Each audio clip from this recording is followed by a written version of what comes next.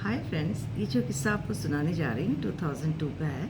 उस समय तक मेरे हस्बैंड आर्मी से प्रीमेच्योर रिटायरमेंट लेके आ चुके थे और किसी जो हमने एक शोरूम से कार ली और उसका शोरूम का जो काफ़ी बड़ा वर्कशॉप भी था, मेंटेनेंस एरिया भी बहुत था, बहुत बड़ा डिपार्टमेंट्स थे। और तो मेरे हस्बैंड से उन्होंने कहा ओनर ने कि मैं नहीं कर पा रहा हूँ उसको मैनेज, क्या आप मेरा एडमिनिस्ट्रेशन पार्ट देख लेंगे। तो सैलरी भी अच्छी थी और घर से भी 4-5 किलोमीटर था, तो मेरे हस्बैंड राज़ी हो गए और जॉब ले लिया। फिर कुछ समय बाद यहाँ मेरे हस्बैंड के कोई कज़न रहते थे, वो आर्मी से रिटायर होके आए थे। तो उनको पता चला कि हम लोग यहाँ रहते हैं, किसी और रिश्तेदार से, गांव के होते हैं जो।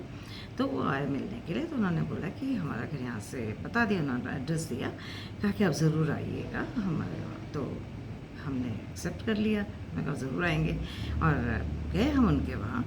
तो पता चला कि उस समय तक तो वहाँ वो जो एरिया था वो रूरल था और उस समय वहाँ कोई मकान भी नहीं थे। ज़मीनें में जो थी उसमें सिर्फ खेती होती थी, धान गेहूँ की।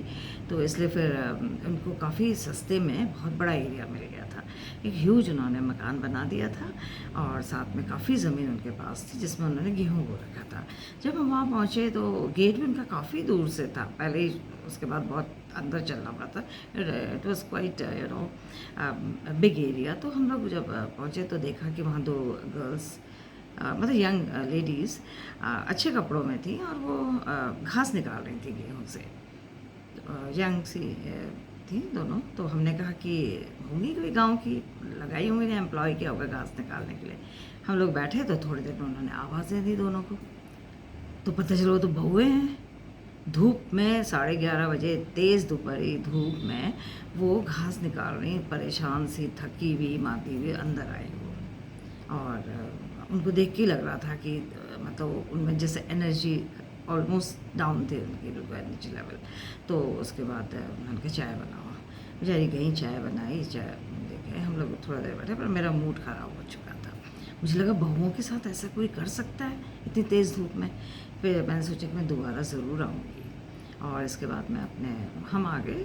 इसके बाद मेरे हस्बैंड तो अपने जॉब में थे, बच्चे स्कूल। तो मैंने उस समय ट्रैफिक कुछ नहीं होता था, तो मैं गई फिर उनसे मिलने के लिए। तो पता चला कि मदर इन लॉ किसी कहीं गई हुई हैं, किसी नेबरहुड में। तो दोनों ही दोनों थी। तो दे वर वेरी हैप्पी टू सी। मैं कहती चाची जी बैठी हो, बिठाया और वो। फिर कहा कि, मैंने कहा तुम लोग कैसे हो, मैंने कहा तुम लोग क्या कर रहे थे इतनी तेज़ धूप में, क्यों करते हो काम। कहते क्या करें, कि नहीं करें तो दोनों के दोनों हमारे बहुत डांटते हैं और बहुत तंग करते हैं। और फिर ऊपर से दोनों जो अनमैरिड जो नंदे में थी दो, तो वो दोनों के दोनों अपने पेरेंट्स को सपोर्ट करती हैं कि हमारा तो जीना दूभर हो जाता है, हम अगर काम नहीं करेंगे, उनकी बात नहीं सुनेंगे तो यहाँ रहना मुश्किल होगा। तो बड़ी वाली का उन्होंने बताया था कि बड़ी वाली का हस्बैंड आर्मी में है और फील्ड में था, हो सकता है उसको पोस्टिंग पीस में आ जाए, मकान मिल जाए। तो उसका ये था, उसको पता था मेरी वाइफ की क्या हालत है। जस्ट वन ईयर हुआ था मैरिज के, तो इसलिए वो ले जाना, मतलब ये था उसको, एटलीस्ट उसको ये कंसोलेशन था कि वो चली जाएगी एक 6-8 महीने के बाद। लेकिन छोटी वाली जो थी उसका कोई फ्यूचर नहीं था, क्योंकि उसका हस्बैंड अनएम्प्लॉयड था और उसको वहाँ रह के सब कुछ सहना ही था। तो मेरे को बहुत ही बुरा लगा। मैंने कहा ये तो बहुत गलत है। खैर मैं क्या कह सकती थी। फिर उसके तब तक उसके मदर इन लॉ भी आई, थोड़ा देर में बैठी, उनसे मिल के फिर मैं चली आई। फिर काफ़ी समय तक मैं नहीं गई, बस कभी फ़ोन पर पता चल जाता था कि, तब पता चला कि 6 महीने के बाद वो बड़ी वाली अपने हस्बैंड के साथ चली गई। न्यूली मैरिड थी दोनों ही, आप सोचिए, 6 महीने की तो छोटी वाली थी मैरिड। फिर इसके बाद मैं जा नहीं पाई और बहुत समय बीत गया। तो फिर मेरे हस्बैंड को उसके बाद हम लोग पहले ही बोल दिया था कि मेरे जो बेटा है अनएम्प्लॉयड है, छोटी वाली का हस्बैंड, तो उसको आप कहीं लगा दीजिए। तो उन्होंने कहा वर्कशॉप में जगह है, मेंटेनेंस एरिया में, और वहाँ पे वर्कशॉप में भी, और वहाँ वो देख लेगा। तो उसको लगा दिया, उसको वहीं जॉब दे दिया। तो 5-6 हज़ार उसको मिलने लग गए, ऑलमोस्ट 5-6 थाउजेंड के करीब थी सैलरी शुरू में। तो ही वॉज़ वेरी हैप्पी। घर में भी अब पैसा आने लग गया, थोड़ा इज्जत बन गई। नहीं तो पहले ना बेटे की इज्जत थी, ना बहू की, तो बहुत बुरी हालत थी। तो अभी थोड़ा इज्जत भी रह गई। इसके बाद तभी भी मतलब अभी उतना सेटिस्फैक्ट्री नहीं था उसके इन लॉज के हिसाब से, क्यों, तो उनके काफ़ी समय हो गया, तो मैंने कहा चलो भाई चलती हूँ मैं इनसे मिलने के लिए फिर दोबारा।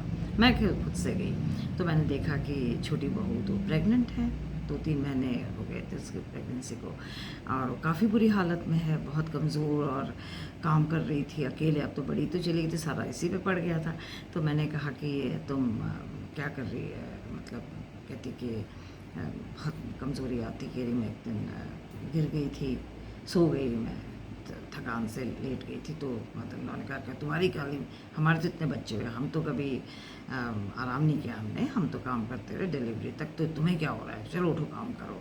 डांट पड़ी थी, कह रही फिर कहीं काम करती। तो मैंने कहा ऐसा है, मैं तुम्हें डॉक्टर के ले जाती हूँ, मेरी फ्रेंड है डॉक्टर अदून हॉस्पिटल। तो मैं उसको लेके गई, मैंने उसके मदन से बोला, मैंने कहा मैं ले जा रही हूँ, लेके गई। और फिर मैंने उनको डॉक्टर को दिखाया, डॉक्टर ने कहा तो एनीमिक है, तो बहुत कमज़ोर है। तो उन्होंने काफ़ी टॉनिक का, प्लीज़ इसको कुछ टॉनिक दे दीजिए, कुछ आयरन टैबलेट्स जो भी देना आप दीजिए प्लीज़। तो उन्होंने दिया उसको, वहीं मेडिसिन वहीं दून हॉस्पिटल से मिल गई, कुछ पैसा नहीं खर्च करना पड़ा। फिर उसके बाद मैंने उसके लिए रास्ते में फ्रूट्स खरीदे, बिस्किट्स खरीदे। मैं कहा छिपा देना अपने कमरे में, किसी को नहीं पता चलना चाहिए। और उस समय ज़्यादा मैं भी नहीं दे सकती, 250 रुपये उस समय बहुत होते थे, 250 रुपये मैंने उसके हाथ में रख दिए।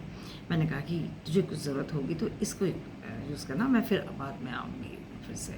इसके बाद 2-4 महीने बीत गए, तो पता चला कि वो उसने जो कि वो मेरे हस्बैंड के वर्कशॉप में वहीं था, उसे जहाँ काम करते थे मेरे हस्बैंड। तो वहाँ उसने बताया कि मेरी वाइफ अब जा रही है, अपने पेरेंट्स ने बुलाया, डिलीवरी वहीं होगी। तो ही टू वॉज हैप्पी। तो मेरे हस्बैंड ने मुझे बताया, तो मैंने कहा चलो उससे मिल के आती हूँ। मैं गई तो काफ़ी कमज़ोर तो थी, लेकिन अभी बेहतर लग रही थी, और हस्बैंड जॉब कर रहा था तो अच्छी ही थी। तो मैंने कहा चलो मैं तुम्हें डॉक्टर के लिए जाती हूँ, तुम्हें जितना भी आगे तुम्हें जो मेडिसिन देनी है या टॉनिक देनी है वो तुम्हारे को दे देंगे। तो फिर डॉक्टर के पास गई मैं उसको लेके, मैंने कहा कि जा रही है, और लखनऊ की, आप भी लखनऊ के हो। डॉक्टर को भी खुशी हुई इस बात सुन के, तो उन्होंने काफ़ी उसको 2 महीने तक के लिए, उसको आगे के लिए भी मेडिसिन और साथ में जो भी टॉनिक थे सब कुछ दे दिया, आयरन, और आई वॉज़ हैप्पी। फिर उसके बाद वो चली गई, बाद में आना जाना मेरा बंद ही हो गया, मैं अपने में बिज़ी हो गई। बाद में पता चला उसका बेटा हुआ है, फिर काफ़ी साल में उसका हस्बैंड बहुत अच्छा कर रहा था, किसी और शोरूम को उसने ज्वाइन कर लिया, और वहाँ बेटर सैलरी थी, बेटर प्रॉस्पेक्ट्स थे, तो वहाँ चला गया। अब ये इसके बाद पता चला कि ऑलमोस्ट 4 साल हो गए, पता चला कि इसका अभी बेटी भी हो गई है।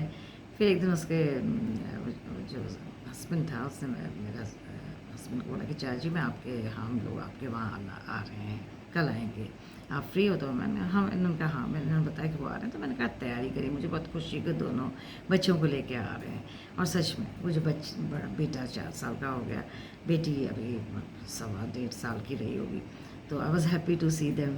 तो उसने कहा कि चाची जी जब भी मैं अपने बेटे को देखती ना, मुझे आपकी याद आती, आपकी वजह से ही है ये आज, और नहीं तो मेरी जो हालत थी शायद मेरा कुछ नहीं हो पाता। मैंने कहा ये मत कहो कि मेरी वजह से, मैंने कहा सब भगवान की दया है। और मैंने कहा मैं तो सिर्फ एक मीडियम हूँ, ज़रिया थी मैं, और मैं ना होती तो कोई और होता। लेकिन मैंने कहा तुम इसको आना था अच्छे से, तुम्हें भी खुश रहना था, तुम्हारे हस्बैंड का जॉब लग गया इतना अच्छा, बहुत अच्छी सैलरी है, अब तुम्हारा सब कुछ अच्छा है। तो मैंने कहा ये सब ऊपर वाले की ही दुआ है। Thank you.